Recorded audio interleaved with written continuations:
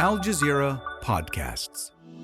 Today, the return of U.S. troops to Puerto Rico resurfaces old wounds. So much labor sacrificed to get the Navy out of Vieques. And it was finally done in 2003. So again, for many people, it is very heartbreaking. As tensions between the U.S. and Venezuelan governments continue to rise, could Puerto Rico be caught in the crossfire?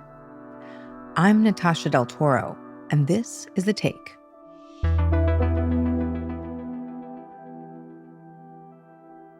Before we continue with today's show, please remember to leave us a comment and let us know what you think about today's episode and what stories you want us to do next.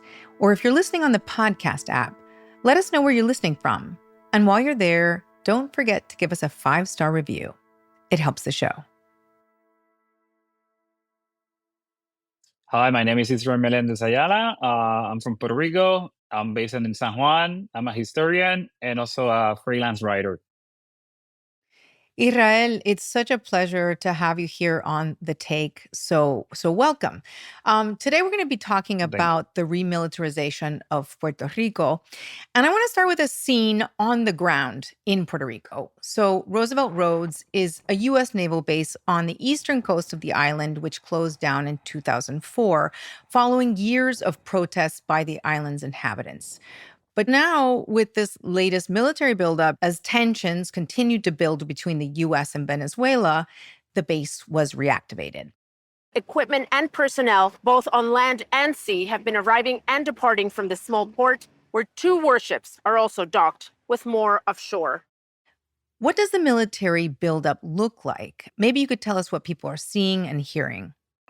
You can see from the F-35, the stealth fighters, from plenty of U.S. Marines all the time, helicopters daily, moving in, moving out, even big airplanes like the 6-5 Galaxy, which is a big cargo plane, and other types of military planes as well, landing and takeoff from Ceiba, which, since 2004 was a quiet city. And Ceiba is the town where Roosevelt Roads, the naval base, is located, right? Yeah. So all of a sudden, this quiet place is whirring with activity. So all of a sudden, helicopters, all these amphibious boats coming, landing on the beach, tanks coming from those boats, and everybody was like, what's going on? So this was a complete shock for the people of Puerto Rico that all of a sudden they're seeing all of these helicopters and, like you said, this sort of amphibious assault ship that appeared out of nowhere. And how many troops are we talking about here? Well, in the beginning of that maneuver or training, there was 100 troops. Right now, we have over 10,000 troops. And they keep sending more troops. And before we go deeper, I want to offer some context to our international audience. So Puerto Rico, as I mentioned, is home to about 3.2 million people and is often referred to as the, quote, last U.S. colony. The island, which used to belong to Spain, became a U.S. territory after the U.S. invaded it in 1898. So, Israel, in a recent piece for Time magazine, you write about this long history of U.S. military bases on the island. Why is Puerto Rico so strategically important for the U.S. military? Because of the geographic position of Puerto Rico, which is between the Atlantic Ocean and the Caribbean. I mean, it's one of the main islands, one of the first main islands it is in that zone. The military of the United States see Puerto Rico as a shield for their hegemon on the region, which that also includes the Canal of Panama. So remember, after the 1898, United States take Puerto Rico from Spain, but you have the Platt Amendment on Cuba, so they built Guantanamo. So with those bases, they create a shield to consolidate their interests on the region. Then you have other campaigns after the Second World War, that one of the biggest built up on Puerto Rico. And you wrote that it was Puerto Rico functions as a, quote, unsinkable aircraft carrier. So what did you mean by that? So they were using Puerto Rico as a platform to move around in the region. For example, in the Cold War, Puerto Rico was used as a logistic or even as a defense. For example, in the crisis of Cuba, which that one was a very dangerous scenario. Cuba in the 1960s, for the audience that doesn't remember, the Soviet Union put nuclear missiles in Cuba, so they had the range to even reach Washington, D.C. But the distance between Puerto Rico and Cuba is nothing. Rami base was has the B-52s, long-range bombers, but with nukes, because everybody was saying already something happened. Puerto Rico is going to be one of the first ones to be an offense or be in a defense. Just to give an example, in the conflict of Bay of Pigs, the failed invasion by the CIA to try to push out Fidel Castro. Puerto Rico in that time was logistic and also was training. Vieques, also Puerto Rico, was a logistic when the United States invaded Dominican Republic during the Civil War. And also in many campaigns against communism in Latin America, Puerto Rico was a center of logistics or even intelligence. So yeah, it was like carrier to perform, to push, to move around the military presence or build up of the military presence of the United States in the region. And so now, with this potential conflict looming with Venezuela, Puerto Rico is playing a significant role again. It's only about 800 kilometers from Venezuela.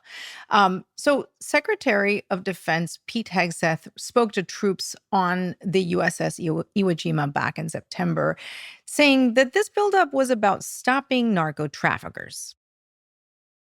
This is the real world exercise on behalf of the vital national interests of the United States of America to end the poisoning of the American people. How are Puerto Ricans viewing this?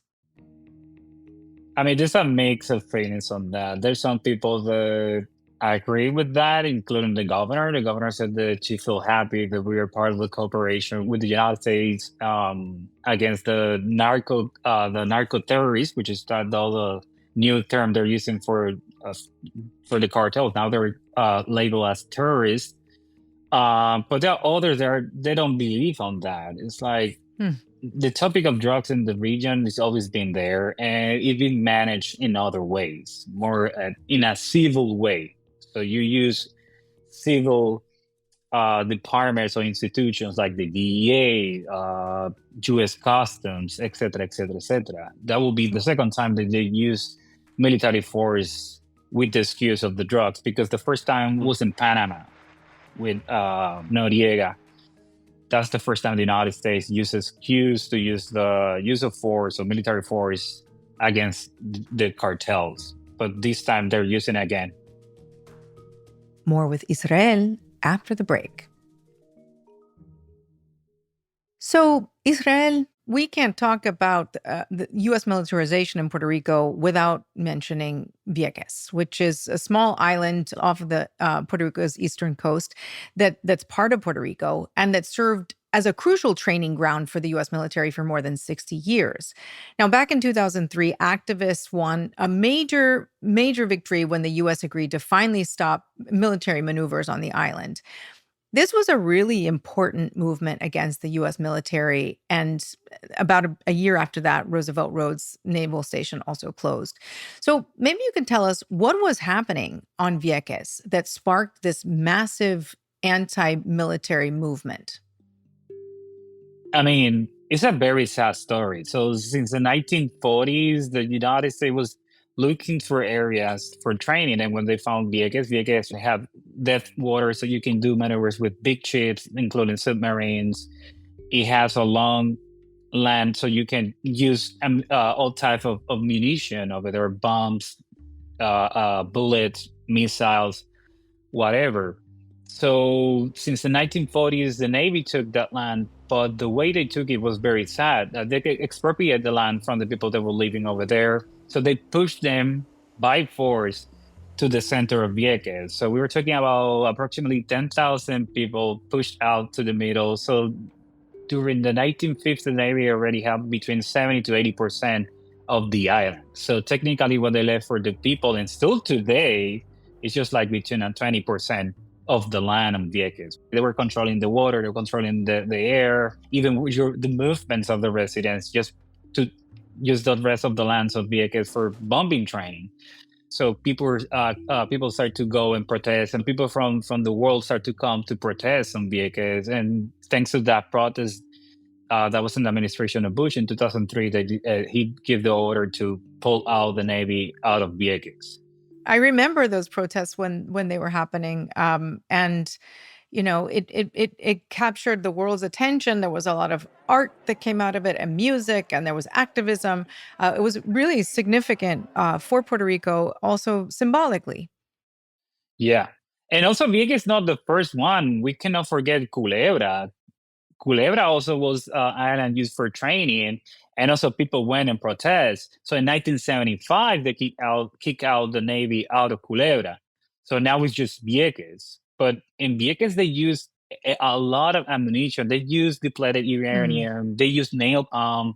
They practiced the orange agent before they throw it in Vietnam. So Vieques was like technically the military lab for the U.S. Navy. And the results of that is still today, they have these lands are still very contaminated.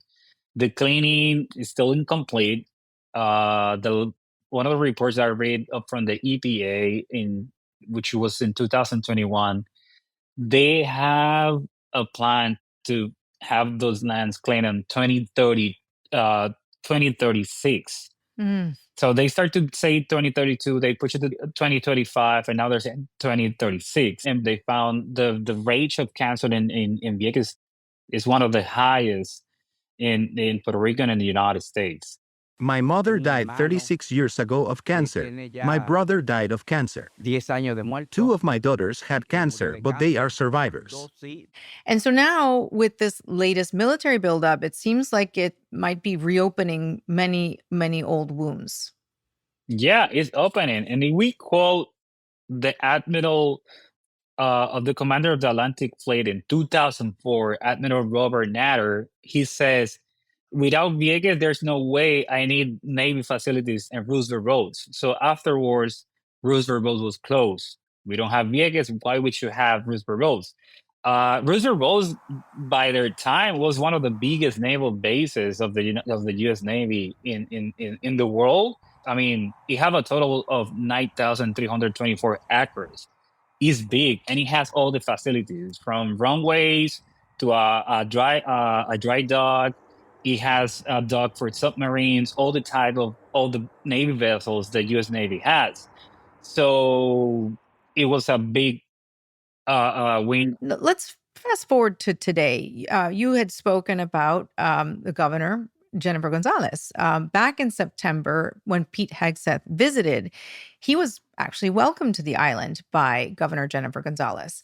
She wrote on X, and I'm going to quote here, "We thank President Trump and his administration for recognizing the strategic value Puerto Rico has to the national security of the United States and the fight against drug cartels in our hemisphere perpetuated by narco dictator Nicolás Maduro," end quote. So is this reactivation of old bases something that Puerto Rico's political leaders have been wanting?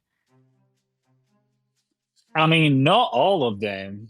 In the case of the governor and many of the people from her party, which is the Partido Nuevo Progresista, this the political party that wants to Puerto Rico be a state of the United States, they're welcoming that. I mean, also Jennifer Gonzalez portrayed herself as a Trumpist, which fine, we live in a democratic world.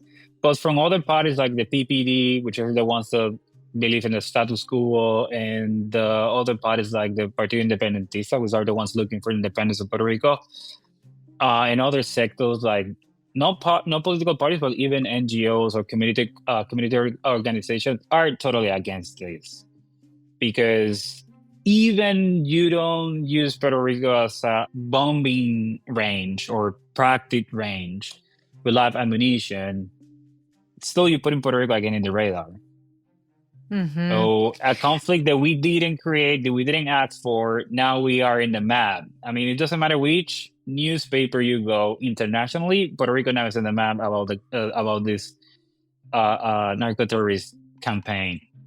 So we are now popped out again in the radar. It's Israel. I can't help but think of Pearl Harbor, the military base in Hawaii, which came under attack by the Japanese in 1941 during World War II. Are Puerto Ricans afraid that the island might become a target in a possible war with Venezuela? Some people, from what I see on the media, I like to do as a researcher also look the comments of how people express themselves.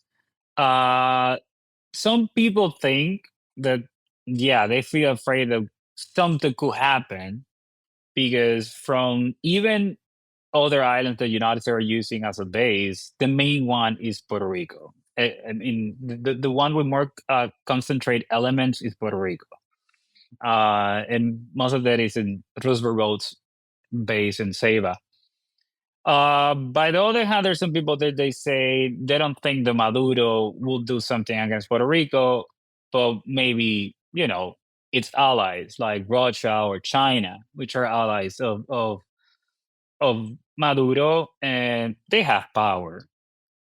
But if my personally point of view, if we analyze all the parts, I don't think really Maduro is going to do something. I mean, he did nothing before this happened. Why he will do it now? And even though he doesn't have the military capabilities to go in offensive, to be true. I mean, I see many reports and many analyses that I don't think, but still you have the if scenario. Right. And it puts Puerto Rico in a pretty precarious situation. And so I want to end with a crucial detail here. Puerto Ricans have been U.S. citizens since 1917. However, they can't vote in presidential elections and have only non-voting representation in Congress. Now, you've written that Puerto Rico is caught in a paradox, right? So they are U.S. citizens, but they have, quote, no real say in foreign policy decisions that shape its fate. How do you think Puerto Rico escapes that paradox? I mean, there are two scenarios that we can do. And we've seen it before with Vieques. Puerto Rico, we forced the Navy out through environmental laws. I mean, law litigation, civil disobedience, protests. We used international pressure to push them out. And there's the blueprint. Yeah, there's still things that are still going on, like claim the lands of Vieques. It's not being finished, not being achieved yet. But still, you see actors and community pushing that. I mean, NGOs and organizations. So that's one way we can do it. The other way is Puerto Rico needs to look for their own sovereignty. It's sad, but it's a reality. We need to really question what we really want for Puerto Rico. We're going to continue in this status quo where Puerto Rico only have a voice but doesn't have the power for vote for our own needs. So to be in this status quo, this is one of the problems to bring, is that they just start landing planes, helicopters, personal equipment, and nobody knows if they're going to leave. It's going to be soon or it's going to be a decade. Nobody knows. Even the local government doesn't know. Well, Israel, I want to say thank you again for coming on The Take. Thank you, and you're welcome.